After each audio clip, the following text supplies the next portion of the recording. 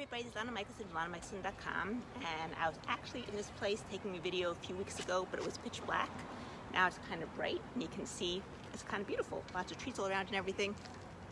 Nice place. It's one of these centers for kids, like with all sorts of things for them to do over here. In any case, what I want to talk to you today about was, yesterday I had a session with one of my couples that I work with in the couple therapy. And they both made amazing strides and changes throughout the 2.5 months, 3 months. It ended up being a little bit longer than the normal 8 weeks just because of all the holidays that came in between.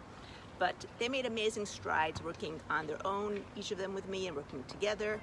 And it came to the point where they totally changed the way that they interacted with their workers at work. They work together, and that's a whole nother pan to couple therapy when the couple works together as well. It definitely affects the couple relationship, so you have to deal with that aspect of it as well. And it came to the point where they just dealt with the problems they were having beforehand in a totally different manner. So when the male part of the partnership changed his way, the woman automatically noticed right away and praised him to high heaven, gave him all the praise in the world about how wonderful and how great he is, that he changed the way he was interacting with the workers, and he kept giving him positive feedback. And then it came her turn, and she had reacted differently than she usually reacts, and he didn't seem to make any mention of it. Now, he did notice it, but in his mind it was like, okay, great, we finally got our worker to a place where we can work with him and deal with him. Let's just get on with it and deal with it. Now, it's a little bit the difference between the way that a man's wired and the way that a woman's wired. Women who are more nurturing in general, and once again, all this are stereotypes. I'm not talking over here, it's a generalities I'm talking about, but in general, women are more nurturing, women are the ones who care for children, women are the ones who are more alert to the idea of finding the things that are good and giving lots of positive feedback, because we kind of learned that when you give a lot of positive feedback, things tend to change for the better much faster. Now, men on the other hand are very pragmatic and very goal-oriented. Great, we got this problem out of the way, let's move on. But it still doesn't mean that giving that positive feedback to the woman when he sees the changes in her is a bad thing. It's actually an amazing thing, and it's not just an amazing thing, but it's something that everybody needs. Now, the man might say, oh, I don't need that positive feedback, but it sure as heck feels good when you get it. And if it feels good for you and you get it, take note that it could also feel really good for your partner when she gets it, and give it to her.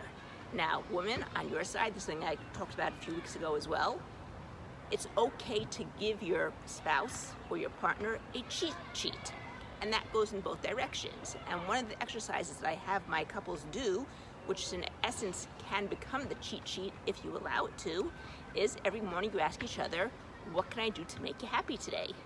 Now, if you know there's something that you really want and your partner is not picking up on it, go ahead and ask for it. It won't make it any less amazing for you to get it if you told your partner beforehand. Nobody around here is a mind reader, and nobody around here can know what the other person is talking about. Having said that, I think I mentioned it a while back, women were generally taught not to tell what they want. They were taught to just leave little hints here and there because they don't want to be too blunt and too out. Well, guess what? That usually doesn't work because men aren't wired to pick up those hints. Women are wired to pick up every little hint and say, oh great, I'll do that for them. Oh great, I'll do that. And again, generality, it's not for everybody. Men, on the other hand, they're like, what's he talking about? Because he's thinking about something totally different, or talking about a goal that he wants to do, or he's very goal-oriented, doesn't take the hints, doesn't care about it. Now, in one of the shows that I was listening to by Paul and Stacey Martino, which is relationship development, he says he actually learned to carry his phone with him wherever he goes, and whenever he hears his wife drop a hint, he right away writes in, purple flowers, and then he changes it up, lots of purple flowers. And the next hint she drops, right away takes the phone and writes it down so that he will remember it, because men are not wired to remember those things. And once again, generality, there are some men who are like that, and that's great for them, and I'm not belittling them, and it's wonderful. And there's some women on the other side who don't remember these things, and I'm not belittling them either. It's just the way you're wired. But knowing that in advance means you can compensate for it. And as I said, it doesn't make it any less good if you had to tell them in advance what you wanted and then you got it.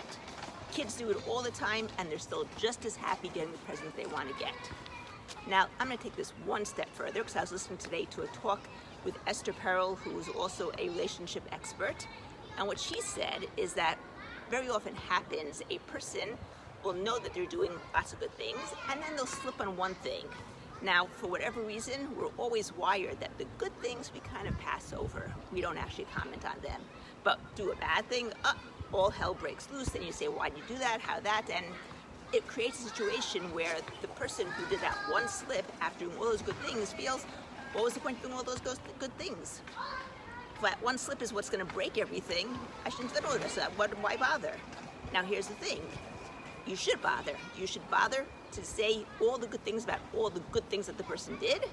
And when one thing slips, even if you mention about it, it's not going to be a catastrophe anymore, because the other partner who heard all the good things that they did and heard that you saw them doing the good things, knows that you did all the good things, is not going to feel that bad when there's that one slip. They'll say, oh, okay, well, no big deal. I'll try to fix it next time. But if they feel that nothing else is being recognized besides a bad thing, it builds up resentment, and the resentment is not good, and the resentment leads to rifts and breaks until the two partners tend to break apart. So, lesson taken over here. When you notice good changes for the good in your partner, when you see them doing something that you love, when they're doing something that makes you happy, comment about it. Tell them how much you love it. Tell them how much you adore it. Tell them how happy and grateful you are that they did it. And this goes back to the second exercise I have all my couples do, and that's that before they go to sleep, they have to tell the other partner in the relationship something that they love about them. But they have to say something new and different every single day. So you can't repeat the same thing. Now, that's good in two reasons. Number one, because it kind of reminds you that whenever you see something good that your partner does, mention it. But number two, what you focus on grows. And if you're going to be focusing on the good things in your partner, if you're going to be focusing on looking for the good things, because you have to tell them at nighttime what you love about them, and it has to be something new, all those good things are going to grow and grow, and the bad things will shrink away, because that's just the way that it works. It's a law of nature. What you focus on grows. Anyway, hope you enjoyed it. If you did, please give me a like down below. If you're watching this on YouTube, then you can also press the subscribe button and that little bell notification so that you can be told every time I have a new video out. And in the meantime, I'm here to make the whole world happy, 1% at a time, starting with myself. And as I make myself happy, it ripples out to everyone around, and then it ripples out even more, till eventually the whole world becomes happy. And the other thing, which is not just for you, it's also for me, is that I want to keep as many couples as happily married as possible. And on the way, I'm learning a lot from myself and what I want when I have my couple. Take care, have a great day, morning, evening, night, wherever you are. Ilana Michelson.